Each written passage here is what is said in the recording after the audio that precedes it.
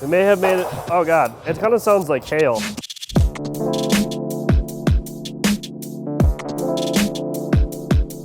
Hey guys, it's been a while since we saw you last. We're gonna go over kind of some things that have happened. The motor that we had in the car, the stock long block we've been running, the one that actually broke the record with the car for us, has had some exciting but unfortunate events. It went into the car all as one piece and unfortunately came out of the car as a lot more pieces. You can kind of stay tuned to the end of this video. Towards the end of the video, we're going to show you some of those parts, show you some of the carnage that we have from that damage, and kind of go over what we're seeing and what we think happened to the motor. So can I start taking it apart now?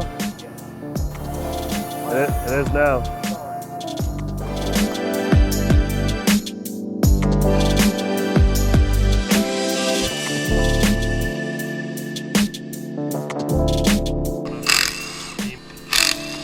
These have a gasket, so you don't really have to worry a whole lot.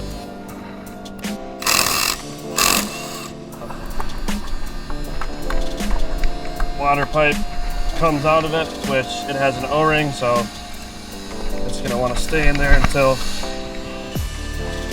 it doesn't want to stay in there anymore. So now we're going to untorque the head.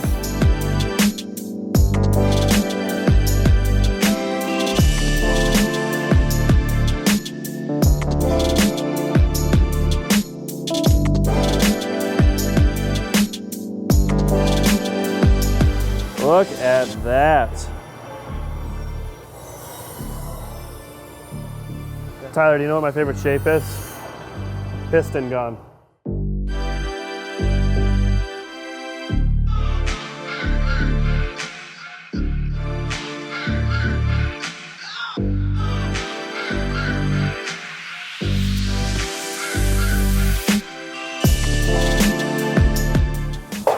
May have made it, oh God, it kind of sounds like hail.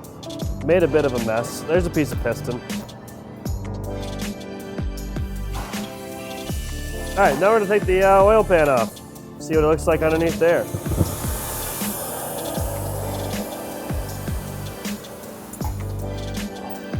That looks disgusting. We're gonna set this down here just because it's like the most, oh God, that is gross.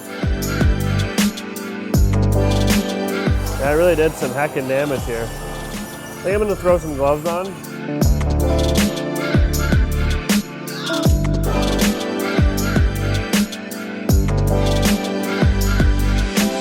This poor little guy suffered a pretty major catastrophe a couple of weeks back. We had the car on the dyno. I don't remember exact power levels, but we actually have moved the car into utilizing nitrous and race fuel. So playing with that, cylinder pressures have gotten quite a bit higher than they were previously.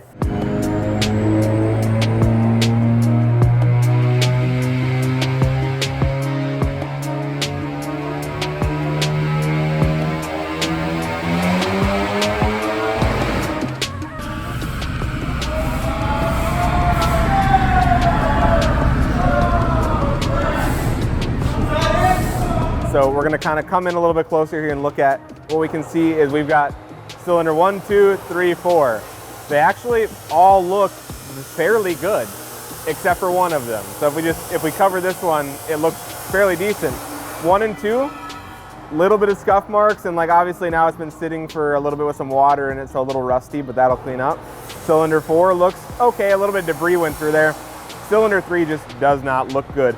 So we have a split kind of upper third of it, split cracked right there, and then a lot of scarring and just damage to the inside of it from all of the debris that happened. The piston in the cylinder actually basically disintegrated. So you can see where it split right there and actually bent it in, and we have some showing on the head gasket that the motor was actually still running when that happened, and it got shut off fairly quickly, so most of this is probably as it was when it blew up.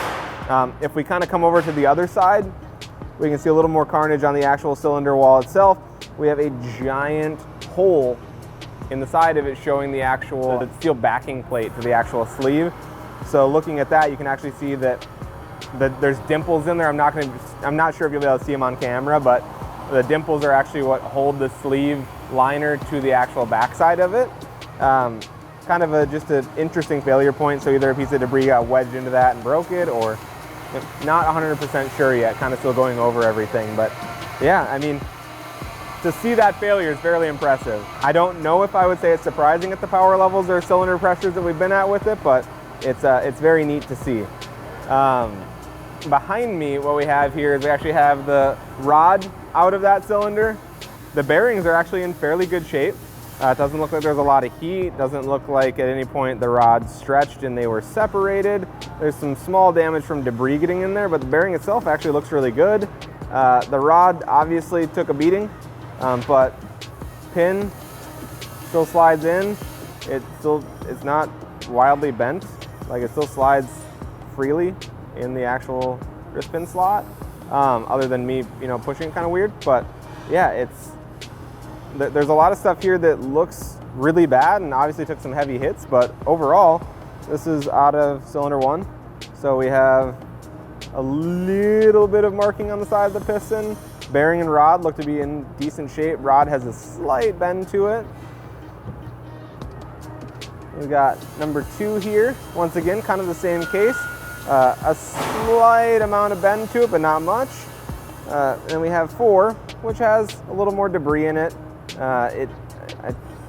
Hard to say exactly what that was from just yet, but to me it kind of looks like debris based on what we found in the cylinder as we took it apart. Once again, bearings are in great shape. Piston itself doesn't seem to be failing. Ringlands all seem to be in good shape. Overall, we are still yet to get to the bottom of the exact failure yet. It's really exciting to do this kind of stuff. The crank, I don't know if you can see the journals very well, but you can see obviously where it took some hits from the rod, but once again, journals look to be in phenomenal shape. Not a lot of heat put through them, doesn't look like a bearing spun, it doesn't look like the bolts stretched, causing it to rotate on the bearing. Overall, other than the actual failure of something breaking and hitting it, it is in great shape. Would I run another motor? I probably wouldn't right now, but it's a great piece to kind of set aside and be able to show people. The motor that I have in front of me suffered a pretty catastrophic failure. We're still going through everything, trying to figure out what happened, why it happened, how it happened, and what we can do to prevent it. As we know more, we'll obviously update you guys and kind of take you along for the ride. But the exciting part now is that the car behind us finally has a built motor in it. People have been asking about it for a long time. My engine guys behind me have been yelling at me for about a year now to put it in. So they're really excited to see this thing going. So the new motor is in, it's running, it's been on the dyno a little bit. We're going through kind of a break-in process, and we're just identifying to see if there's any other issues with the car that might have caused this to happen. We just want to go through the fuel system, go through the oil system, go through every single thing that could have caused a failure and make sure that we're not missing anything. So this is a motor we built about a year ago at this time, so it actually has a lot of custom parts in it right now that this day and age are actually becoming more commonplace and more off the shelf. So we have a set of custom Wiseco pistons in it, stock compression. We have a set of custom Carrillo rods in it. And then this block actually has a CSS block guard in it. So we're hoping that if the cylinder strength is an issue, that block guard is actually going to help us prevent this from happening in the future. It's still a stock crank. The head is identical to the one that we've been running on here.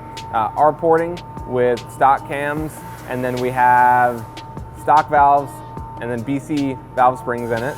Nothing crazy, all off-the-shelf stuff. Excited to kind of continue to push this platform now that we have the built motor in there. We have a little bit more security. It's exciting. I'm sad to see this motor go. It's been kind of my baby for the last year. The stock motor was just really, really fun to work with. It was a big challenge for us. And it was cool to run those record times and at one point hold that record horsepower with a 100% stock motor. So it served us well, and I'm sad to see it go, but it will allow us to learn more and continue to push the platform. Racing season is kind of coming to an end for us here in the Midwest. I think they just told me it's going to snow on Saturday, so we're going to kind of get prepared for that. Maybe we'll take it like ice racing or something. Tell us if you want to see that. I want my boss to see that that's okay. We're going to continue to push this car. It's going to probably spend a lot of time on the dyno over the next couple months, kind of just seeing what we can do with the motor. I know a lot of you have been asking about the turbo kit and the intercooler. I know that I've said it a bunch of times in these videos. It's coming soon. It's almost here. We're almost ready for it. I feel like I'm lying to you every time I say that because like I haven't been able to come through, but it's almost here. We've made a couple final revisions to it. We're in the process of some final jigging and testing of it, and it's right there. Intercooler I hope to have out within the next month or two, ready for customers and ready to go out. And then the turbo kit is going to be not that far behind. If you have any questions on either of those products or any of the products we released in that last video that we had out, feel free to reach out my team. I have a lot of guys here ready to answer the phones, ready to answer your emails, and they just want to talk to you. So feel free to ask us those questions or comment on this video, and Tyler will be here to answer them for you. Thank you for watching. Really appreciate you guys and all the support you give us.